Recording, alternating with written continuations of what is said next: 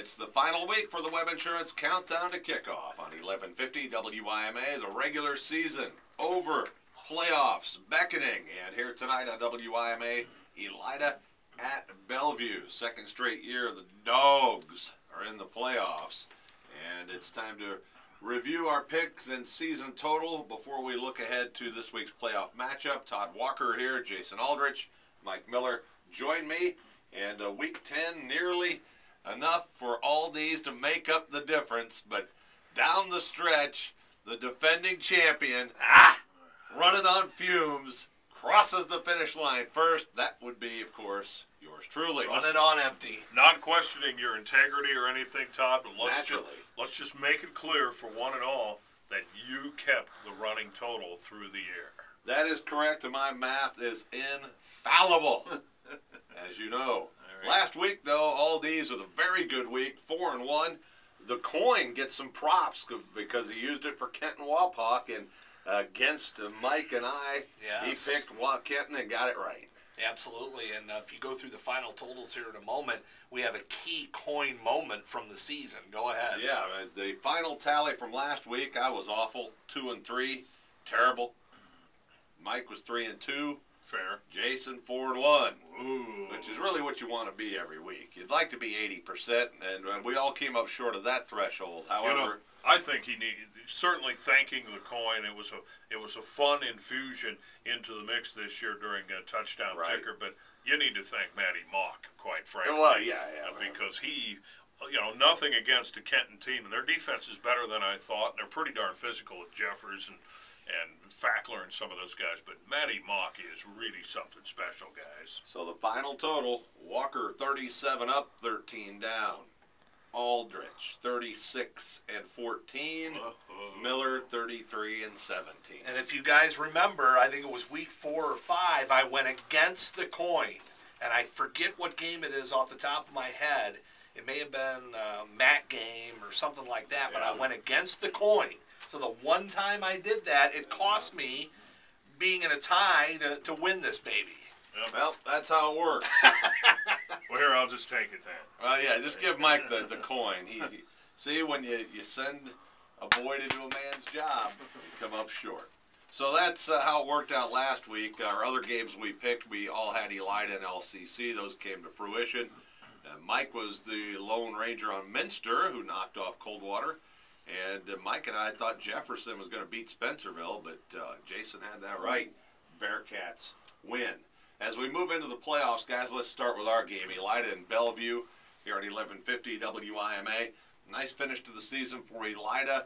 They seem to be maybe peaking. I thought that the near win over Kenton, followed right away by a loss to OG, was really going to sidetrack them, but they seem to have recovered nicely and look like they're on a bit of a roll heading into the playoffs against a Bellevue team. I think that most people believe Elida is the favorite here. Yeah, I agree with you, Todd. And that was the story with Elida. A lot of people felt that, it's tank time. They're not going to deal with adversity that maybe that Reggie McAdams, their senior quarterback, was checking out, and he was ready for a basketball to get underway, but clearly not the case. Elida has held ground. They won a couple home games to qualify for the playoffs, and I'm getting a pretty good vibe from Elida that they're genuinely excited about being back in the playoffs for a second year in a row. But there's less of the overblown excitement because now there is a been there, done that, and they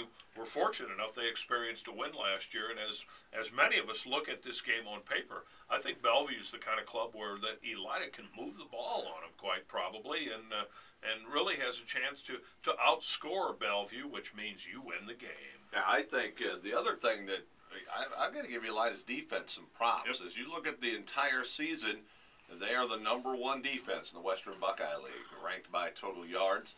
And that's saying something in this league with as deep, as good as it's been all year. When you look at the entire season, they have the best numbers. And personally, I think it appears that Bellevue is a little one-dimensional. They're mostly a ground attack.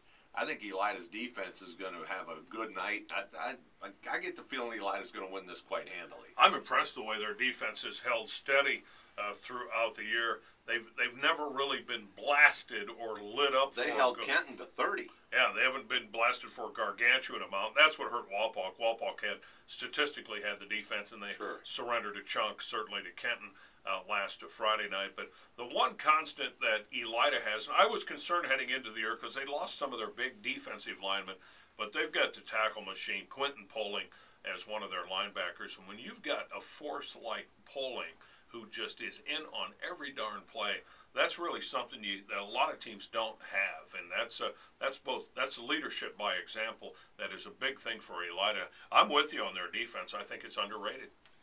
Wapak tonight will be down at Franklin. You can hear their game on WZRX 107.5. Mike will have the call on that one from south of Dayton.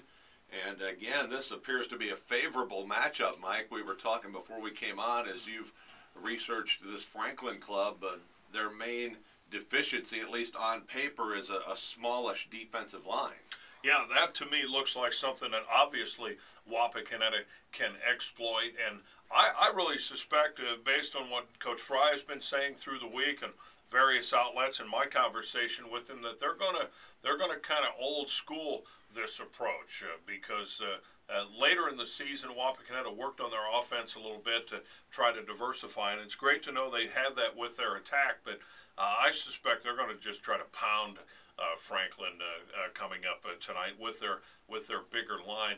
A look at Franklin a little bit, just to give you an eye on them. They're not overly big on either side of the ball with their lines. They've got a very capable quarterback, but even at that, they've only thrown 4 touchdown passes all year. They're kind of diversified, but as you look at their leading rusher, 870 yards, and 2 guys in that 200-yard range. So they're not a big offensive machine necessarily. They play it kind of close to the vest, and they've won a lot of close games. So on paper, it looks like a team that Wapakoneta can exploit in a lot of different ways. Guys, as we look at the other divisions, of course, a lot of representation in the lower divisions. LCC, #1 team in the state in Division 5. They will host Liberty Benton tonight, all these. And boy, what a message LCC sent last week. We had talked about how they had played some of the weaker teams in the Northwest Conference here in the second half of the season. How would they respond to Ada? And they just absolutely sanded them, 56-14. And they're heavy favorites tonight against Liberty Benton, but I guarantee you they're not looking past the Eagles, a perennial playoff team, and usually a team with some size and physicality to them.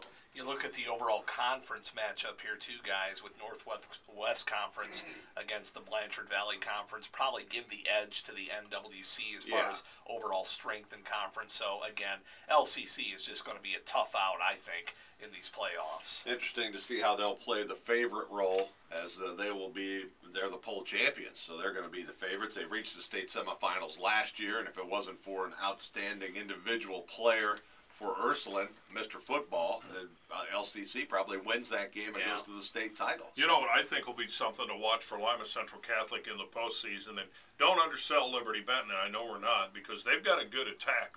They can throw and they can run. They've got some playmakers. They got hammered by Lipstick in their only loss, but this is not a bad Liberty Benton team. I think the thing with Lima Central Catholic to watch is Tyler O'Connor in the postseason. When he gets in situations where he's going to really have to make plays, I contend he maybe wasn't challenged a whole lot through the regular season. If he can step up in crunch time, in tough situations in the postseason, then the sky's the limit for Lima Central Catholic. Yeah, well, you're hoping that's where the senior Division I quarterback will pay dividends, is later in the playoffs and maybe even tonight when you get in a tight spot that he makes those plays. Plus, the T-Bird defense is really good. No doubt about it. Also, Kenton Pole Championship, they'll take on Wellington tonight over at Robinson Field. And that's one that you got to figure that Kenton's the favorite. That's tomorrow night, I should say. Kenton takes on Wellington. OG is back in. Hey, quick note on the Wellington Dukes. That is Bluffton University basketball coach Guy Neal's alma mater. Yes, that's not going to do him any good tonight. I got a feeling they're going to want to play basketball instead. And then in Division 6, end up with Marion Local and St. John's sharing the MAC title. They're both in. Marion Local will host Lockland.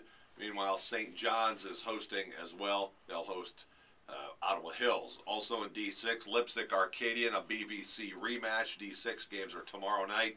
Also, Macomb is at Edgerton. Ada visits Tri-County North. Fort Loramie's home for Country Day. Minster at Springfield Catholic Central.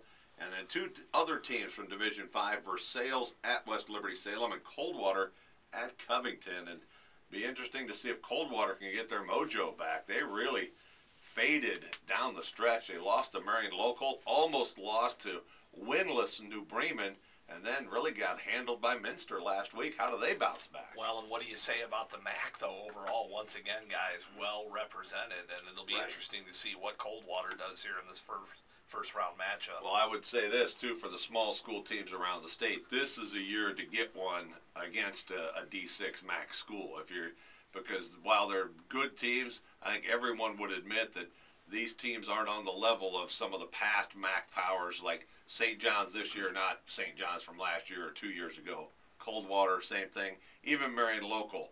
These aren't the powerhouse teams that they've had in the past. They're still very, very good, but this could be the year maybe somebody else in D6 or D5 around the state can knock them off. I'm not betting on Shady side, though. No, I'm not going to take Shady side. I'll tell you what the locks tonight, though, are, this weekend, rather. Yeah. The two locks, my opinion, Marion Local at home against Laughlin Wayne, and Delta St. John's at home against Ottawa Glandorf. Ottawa Hills. Or Ottawa Hills, I'm sorry, Ottawa Hills. Right. Two absolute locks based on what I was able to ascertain about the opposition there. Very vanilla. Laughlin Wayne's not going to work against Marion Local, and Ottawa Hills is going to be no match for the Blue You're not Jays. a Green Bear fan? We'll hear from Todd Schulte coming up. Also, we'll hear from Doug Fry and Mike Fell and Jerry Cooper in our next segment. It'll be Green Bear season at Delphus tomorrow night. We'll take a break and be back with more of the Web Insurance Countdown to Kickoff on 1150 WIMA.